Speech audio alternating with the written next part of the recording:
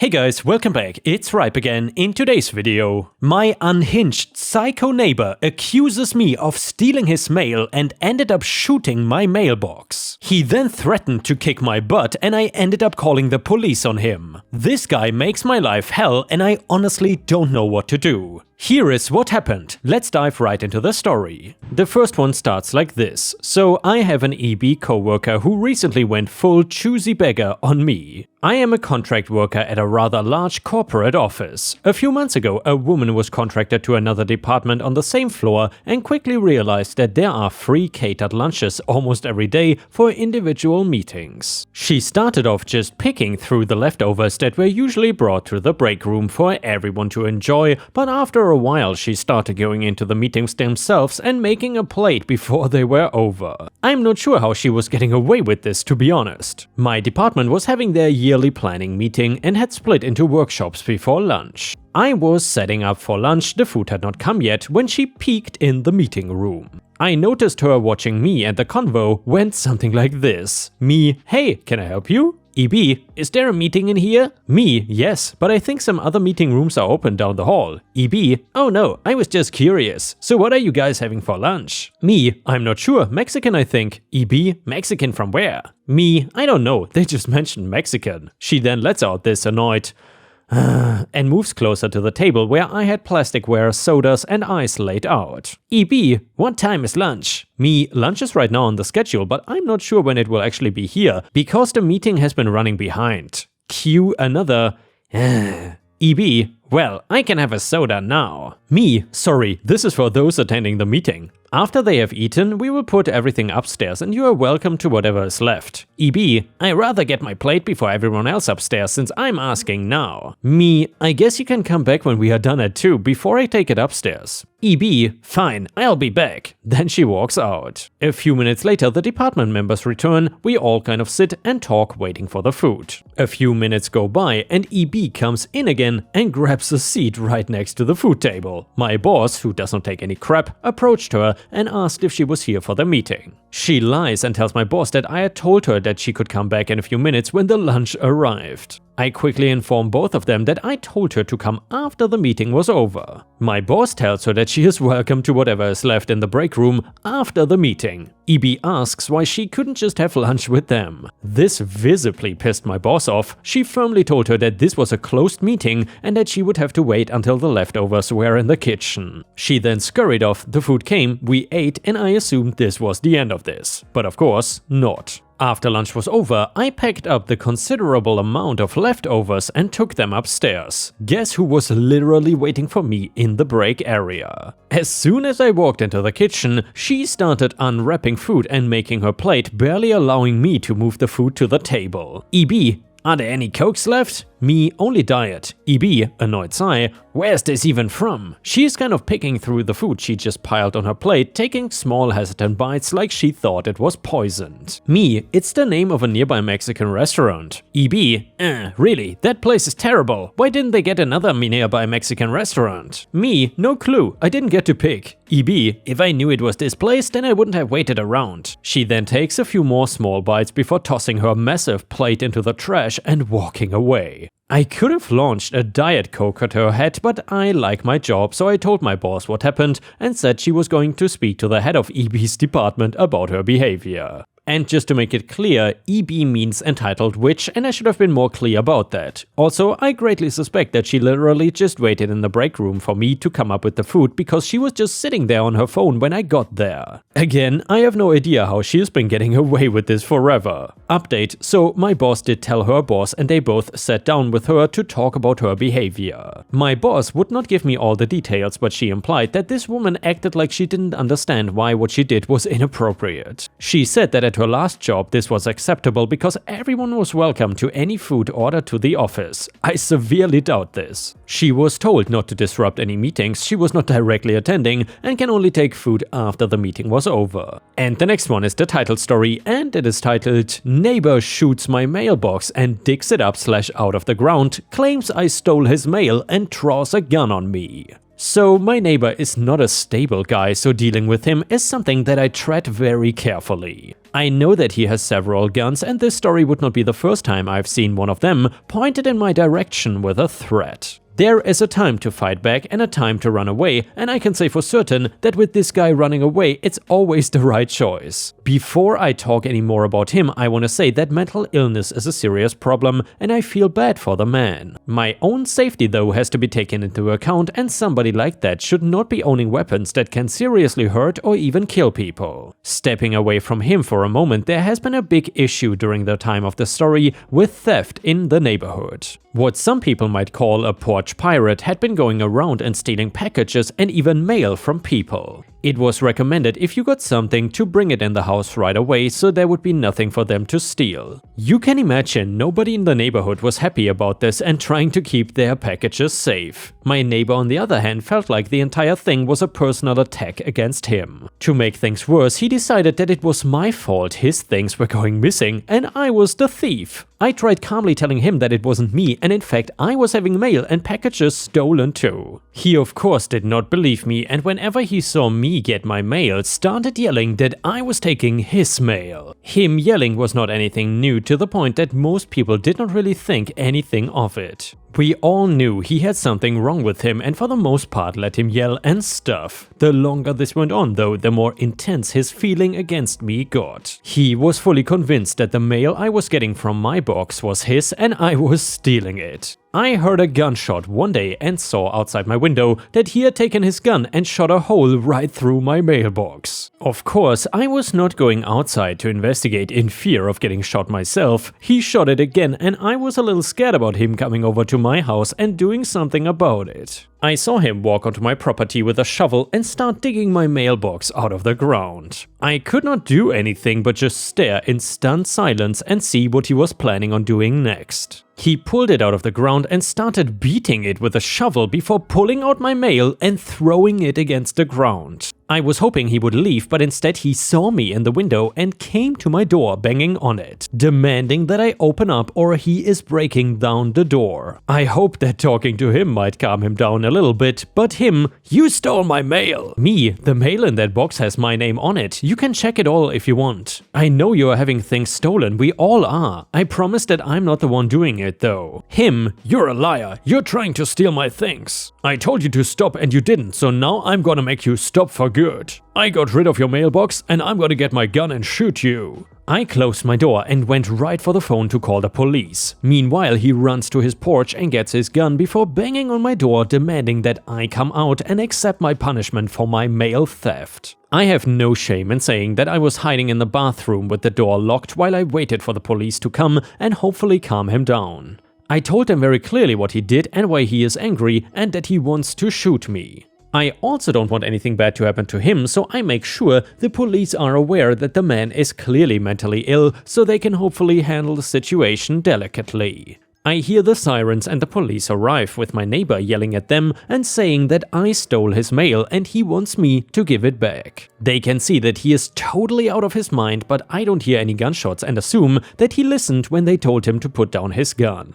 After what felt like an eternity, I hear my doorbell ring and I cautiously go towards it to make sure it's the police and not my neighbor again at the door. They let me know that everything is safe now and question if I want to press charges against my neighbor. I find out that they are taking him to a psychiatric hospital so that he can get proper treatment and most likely will be admitted. I did not get hurt, but my mailbox still got damaged, so I still pressed charges against him. And by the way, Ripe Stars, if you are wondering why I am censoring something out there was some personal identifying information about OP there, so since I don't want to dox him on the internet, I just blurred that out. Anyway, I want to give him the benefit of the doubt that he was not in control of his actions and he will get better at the hospital. The police also have to follow up on his claims that I stole from him, so they get the whole story about the porch pirate in the neighborhood and confirm it from previous reports. Plus, I let them see all the mail has my name and address on it, so I didn't end up stealing anybody's electric bills or magazines. Normally, a story would end here, but I have an update from a few weeks after the whole situation took place. It was a letter from my neighbor that he wrote at the hospital apologizing for the situation. He wrote to me saying that the medication cleared his mind and he feels bad about what he did once he remembered it.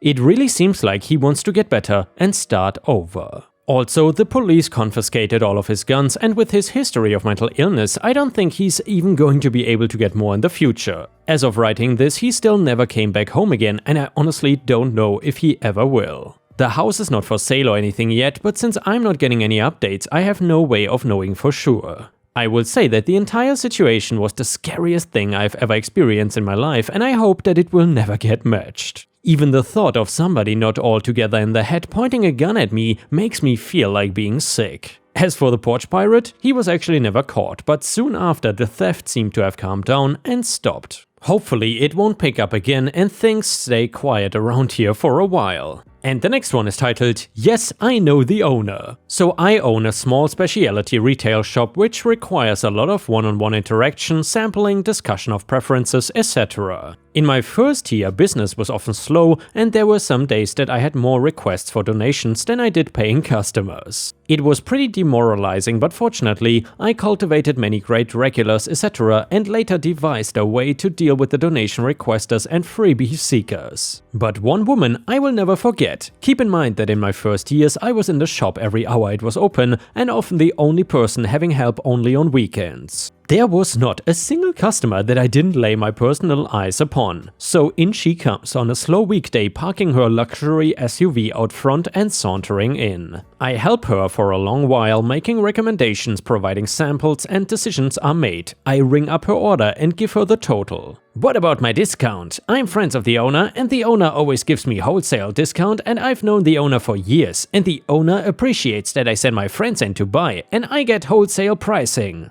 I look at her blankly, just stunned by the entitlement, and I honestly felt like crying. Well, I am the owner, and while I appreciate your business, I've never seen you before in my life. She paid, left, and never came back. The next one is titled, My neighbor thinks she can walk into my house and help herself to my dinner or anything else she wants. This story happened many years ago. While we were in the military, we moved frequently, and at one base in particular, we lived in condo-style houses, line of homes that have one or two walls that are connected to each other. I mention the type of house because it shows how close we were to our neighbors. We did have our own driveways, but they were for single cars and were right next to our neighbors. This base was in a warm location where we should have had air conditioning, but we didn't. We were enlisted and lived in older houses, and only newer enlisted or officer housing had AC. The reason I mentioned this is because I would leave my front door open and have just the screen door closed so we could get crosswind to cool the house. This should not have been a big deal, right? Wrong. Our neighbor that was connected to our left liked to come over and borrow things. Our neighbor, or choosing beggar, will be referred to as CB, moving forward would come over, and at the beginning she would knock and she would ask for things such as a cup of sugar or milk. Then as time progressed, CB would knock and just walk in, and at this point she still asked for stuff. To be honest, this did not really bother me too bad because it was not too frequent, and then all of a sudden it changed and CB stopped knocking altogether and began just walking. I did say something, keeping it light in hopes that it would work. I knew we were going to be neighbors for a while and it could be bad to have a bad relationship between neighbors, and back then I had a lot of anxiety about having negative interactions with people, and then CB became pregnant and her entitlement all of a sudden knew no bounds. CB would not only walk into my house, she would go into my fridge or freezer and grab whatever she wanted. This one time I was making dinner and she walked over, smelled it, grabbed a plate and served herself. I said something to the effect of, "I'm making that for my husband," and CB responded that she is only taking a little and there will be plenty for him. That was it. I was mad. After that I tried locking my screen door, but the cheap lock would not hold. CB was able to pull the door open and eventually snap the lock off. I finally said screw it and started shutting my actual door, which sucked because it was hot and I had no AC, but it was better than dealing with her every day. I thought that would work, but she started going through our back door and coming through our screen door. Oh, did I mention her husband was like 3 ranks higher than mine? And she was seriously taking from us when they could afford way more. Anyway, this went on while CB was pregnant. Finally, after CB had her baby, CB started asking for even more. She wanted my husband to come kill bugs when her husband was not home, and she asked me to do things she could easily do for herself, like go to the grocery store. The final straw was she woke me up at 2 AM saying she is cold and was mumbling. I seriously thought something was wrong with her baby. I got up, woke my husband up, let him know, and ran over to her house, and I do mean ran. I ran into her house, door was unlocked, and CB was laying on the couch. She was not feeling good. She wanted me to get her a blanket from her upstairs closet. I finally lost my mind and told her I thought something was wrong with her baby. I was over it. I told her, CB, you are not to walk into our house without permission anymore, and you are not to ask my husband for anything anymore. The only way it is ever okay to call me in the middle of the night ever again is because you need 911. CB just looked at me and said something about, since I am here, can't I get the blanket? And that I'm being a horrible neighbor. I walked out of the house, went home, and went to bed. Moving forward, CB scowled at me every time she saw me and pointed at me and talked about me to her husband and other neighbors who told me later. CB's husband got orders and they finally moved. I was so happy because she made it uncomfortable being at my own home till she did. The next one is titled, Mow My Lawn or Give Me Money. This is more my dad's story than mine, however, he does not have read it. My dad was mowing our lawn when he spotted an elderly neighbor, EN, that he knows who is out for a walk. They had a bit of a chat and before he left, EN made a joking comment of, "Can you do my lawn when you're done here?"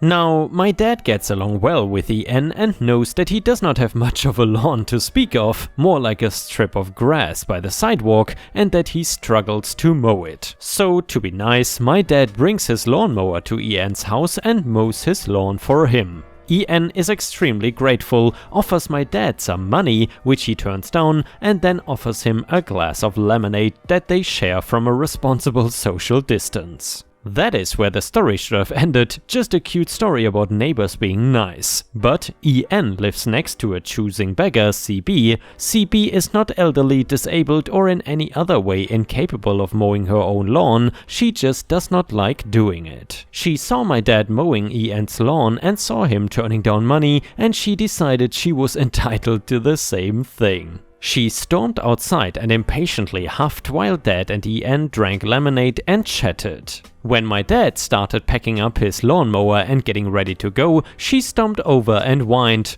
"What about me?" Dad looks at her in confusion and asks what she means. She responds with, "Aren't you going to mow my lawn too?" My dad declines since A, she is able to mow her own lawn, and B, she has a big lawn, and C, he has other things that he needs to do. When Dad turns down the CB, she has the audacity to say, "Well, you should at least give me $15 so I can pay one of the local kids to mow the lawn if you won't do it yourself." My dad did not even bother arguing with her, he just packed up and left with her throwing a tantrum as he went. He and EN are still good friends.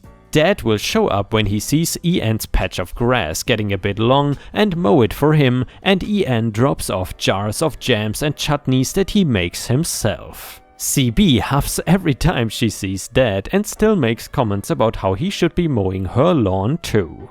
And with this, we have reached the end of the video. However, I want to ask you for a favor. If you have watched until here, please check out my new channel called The Readers, where I and other voice actors post daily stories that you will very much enjoy. Thank you so much for watching, and I will see you again tomorrow.